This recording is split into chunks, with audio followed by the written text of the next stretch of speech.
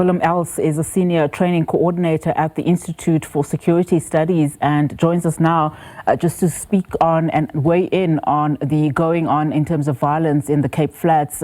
There's been a spree of shootings linked to gang and taxi violence on the Cape Flats. Willem, a very good afternoon to you and thank you so much for your time. So we know, of course, at least 5 people were shot dead just at the weekend, one in a gang-related incident at the Mitchells Plain police station and others in taxi-related shootings in Nyanga and Philippi. Just your comments in terms of what are we seeing now in terms of those patterns in the Western Cape?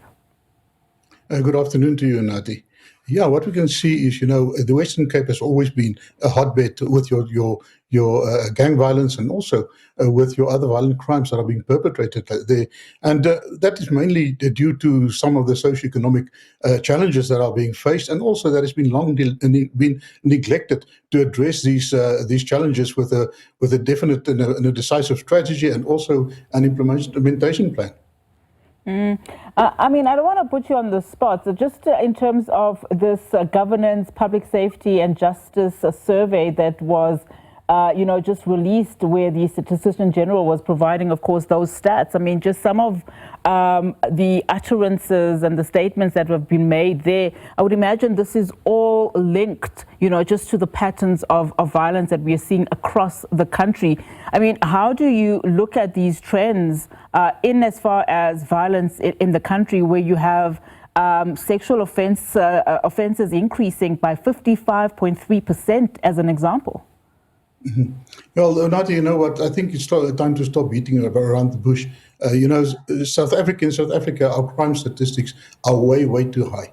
It is some of the highest in the world.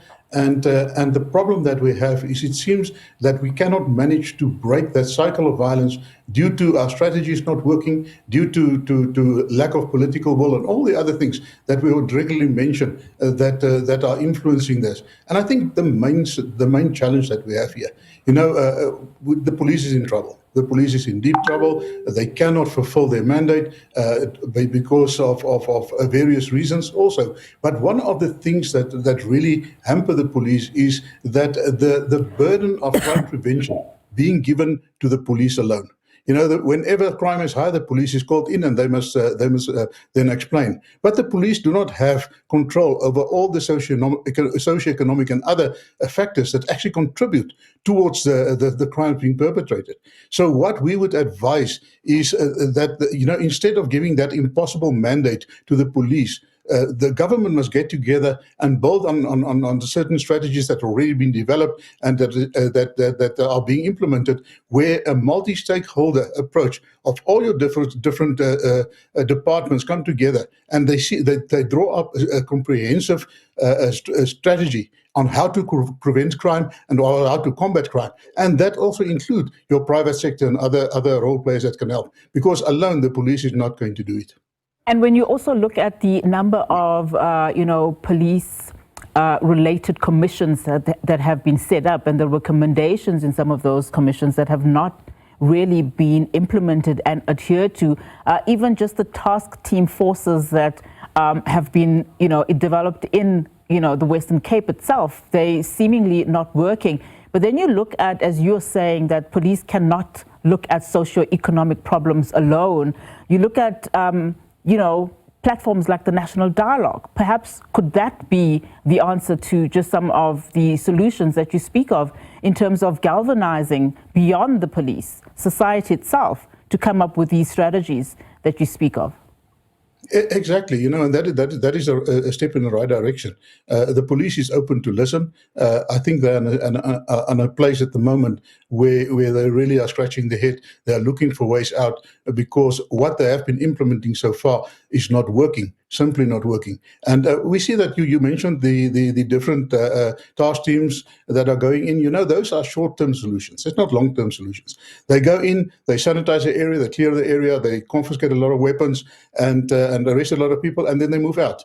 And then all of those crimes just come back. So the same with Operation Chanela. They go in, they really do a good job. They arrest a lot of people. They confiscate a lot of illicit goods and stolen goods and also firearms. And at the end of the day, they have to withdraw. And the police don't maintain that control over that area in order to combat crime.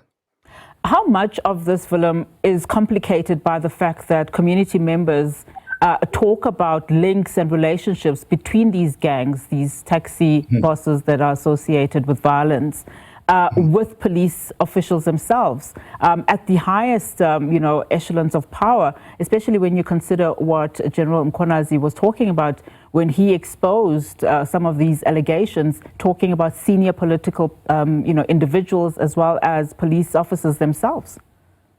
Yeah, well, if you look at the Enact Organized Crime Index, where South Africa is ranked number 3 in Africa in terms of criminality, we see that one of the main role players, especially in South Africa, is your state-embedded actors, and that is those people that you are talking about, from the highest echelons in politics to your senior management in your different organizations, and also to the constable down on the street, to the customs official at the port of entry, the immigration official at the port of entry. All of them, if they are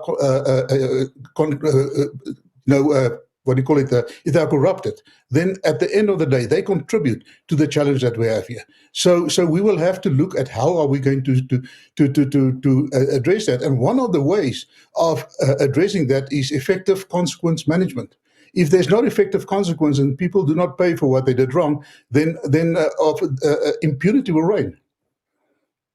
Thank you so much for your analysis. Really do appreciate it. Willem Els is a senior training coordinator at the Institute for Security Studies there for us.